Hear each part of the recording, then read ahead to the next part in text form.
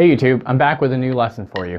So today this one is really abstract, really conceptual. It's going to take your mind out of the drum kit basically, and you're going to see things in a whole new way that you probably didn't see them before.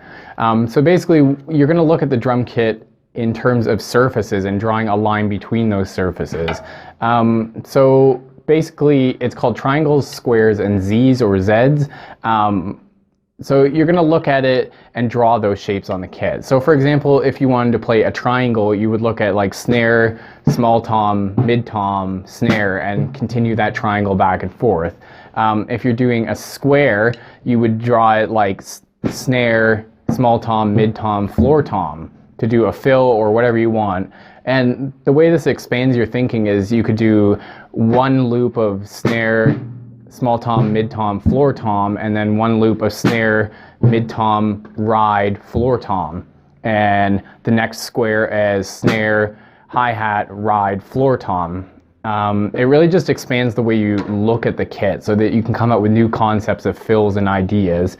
I like teaching things that you can really take and expand on yourself rather than just like a rigid lesson type thing.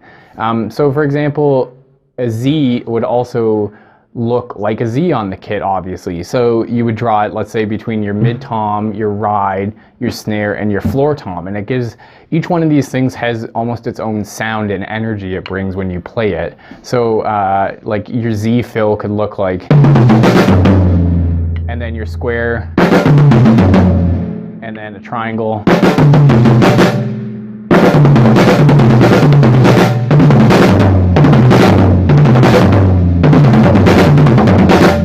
that's triangle, Z, square.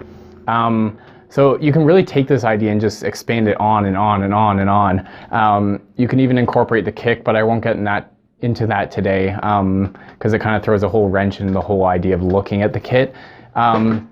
So then you can start looking at things like throwing these as fills and grooves, or in a solo I find they're very handy because you can start like speeding them up really quickly and then switching like back and forth between one and the next, and your brain can think very quickly of like, oh, triangle, square, Z, triangle, Z, Z, square, and just keep looping these things, and your brain isn't really necessarily keeping count, it's just focusing on hitting that one on the metronome, but your brain is just drawing these shapes, which is a lot easier to focus on than being like, where am I, what am I going to play next?